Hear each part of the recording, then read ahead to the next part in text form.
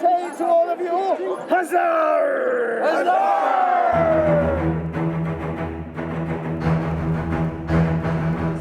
I love the Renaissance Festival because everybody gets to be themselves. You get to meet a new friend that you never could have met anyplace else.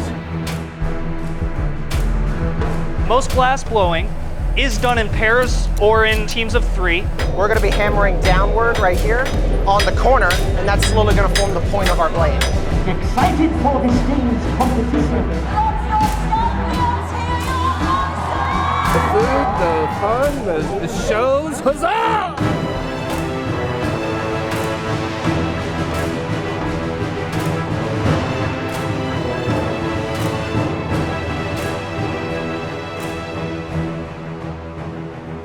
I love the people here, the atmosphere, everybody around here. Just became this wonderful annual tradition. Let's come inside and enjoy our authentic Renaissance cacti. Right, our authentic Renaissance superstition mountains.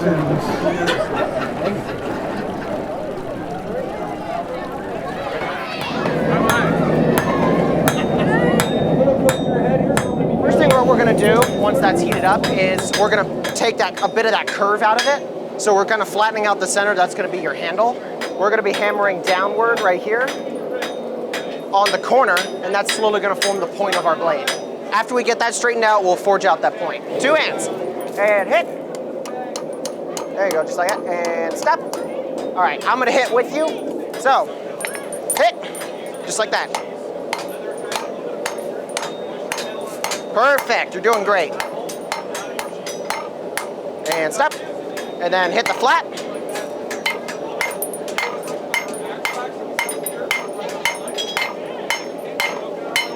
There you go. We're going to take another heat, but that's the start of the blade. So we are going to work up until right here. That's where the edge starts. We're going to be pulling this down. We want our knife belly as big as possible. And so, and hit.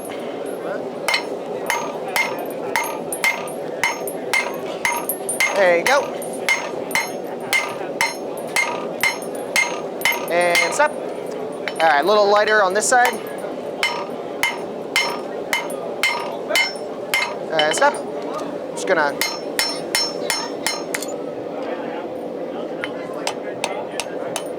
There you go. So that's kind of the start of the blade. I'm gonna thin that down a little bit more for you.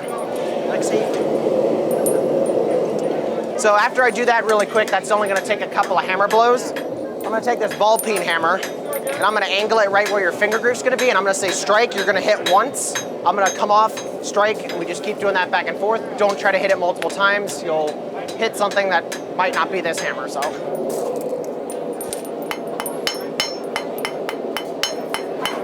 All right. And strike. Just like that, it's perfect strike. Strike, strike. Alrighty. So that's the start of the finger groove. We'll get a little bit more depth than that, so it's a little more comfortable to hold, but this is pretty much your blade shape unless you wanted anything else done with it. I'm gonna take one more heat just to make sure that it's straight, and then we're gonna go for the quench. You're gonna take your knife, and you're just gonna go back and forth just like that, like you're cutting the wood. And then let it sit all the way in there until it stops bubbling. Okay. All right, right there. Yep, center. One more. Perfect. Get ready. And go. Yeah, back and forth just like that. All right, all the way in and just hold it still. All right, hold it up for me. I'm just gonna check. Sometimes the blades warp when you quench them. All right, we got a little tiny little wiggle right there, so I'm just gonna come over here and just very, very carefully and very gently, it's fixed. Hey, we got a new bladesmith here!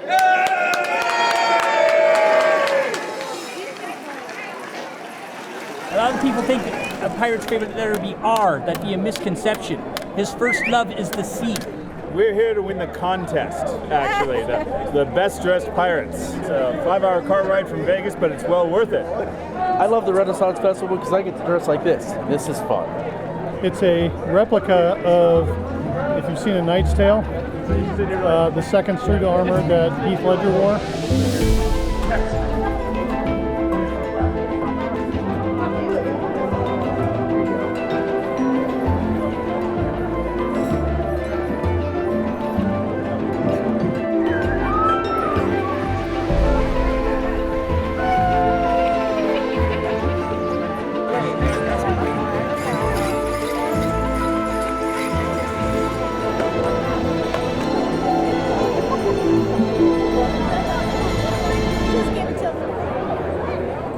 come right into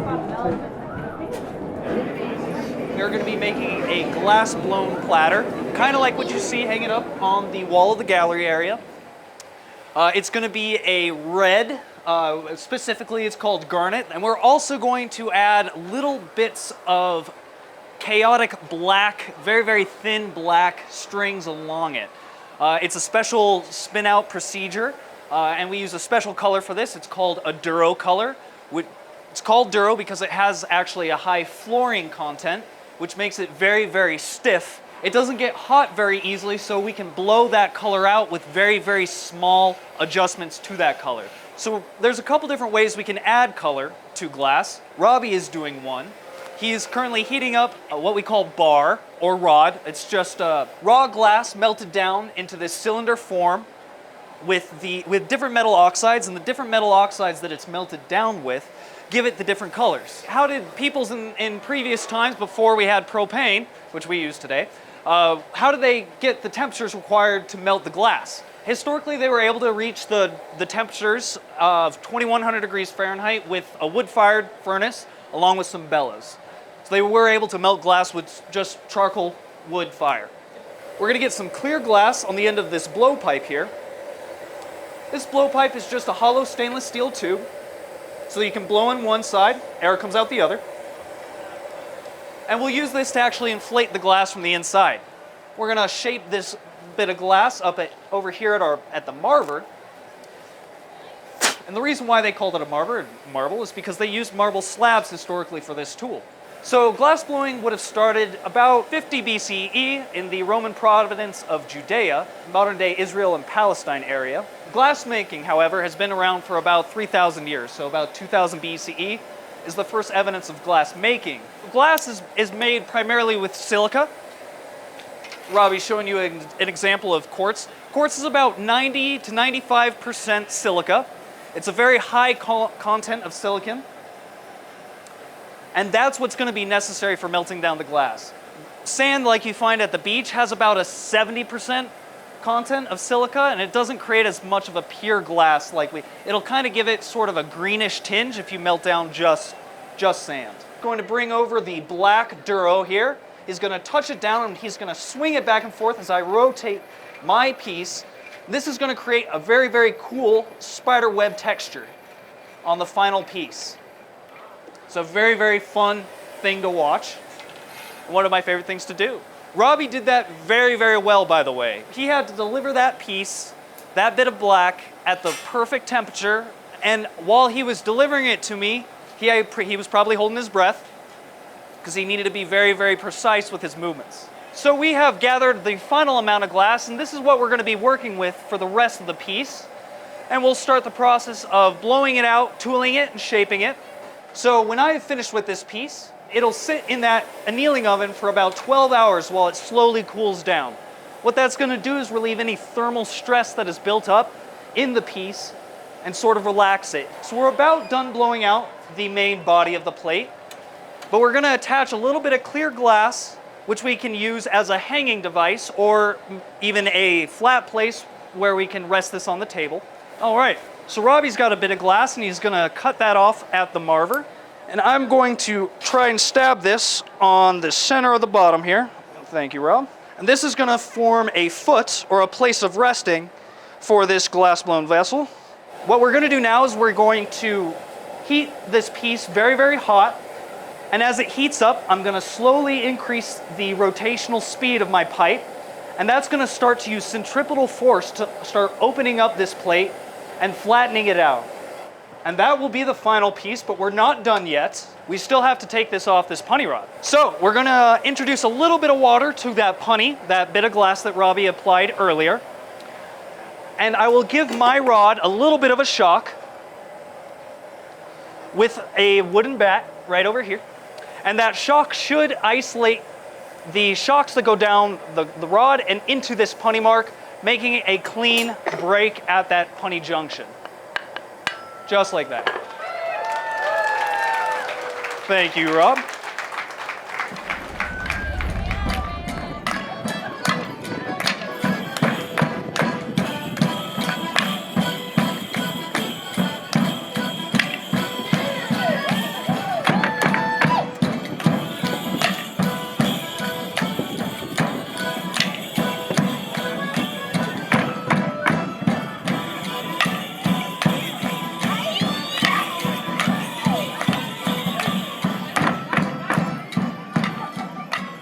But no, we love the shows, and all the acts are actually is what we truly love. We enjoy all the different food, and we enjoy the different entertainment, and jousting, of course.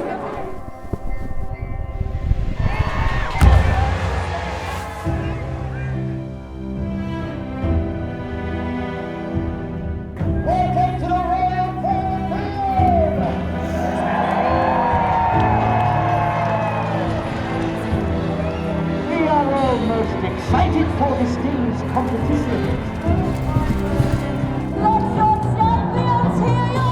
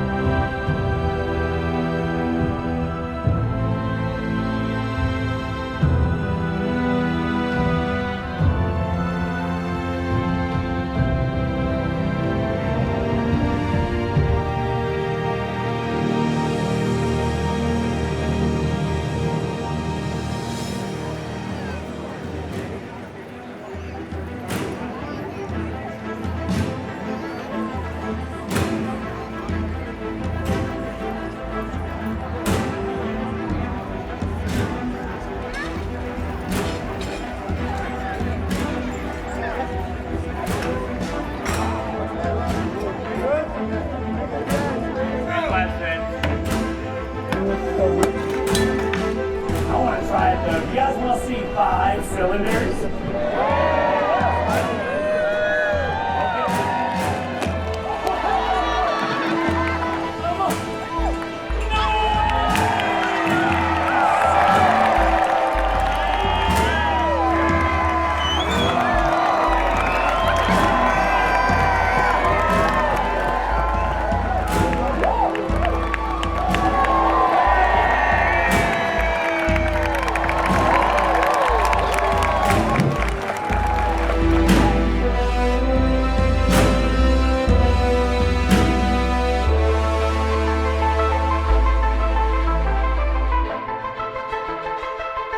Love dressing up, obviously. Yeah, it's just a great time, and we look forward to it every year. It became like a kind of like a family tradition, and I ended up bringing my friends, and they're actually standing right behind you, and they're kind of scary. But it just became this wonderful annual tradition, so it's just part of our life.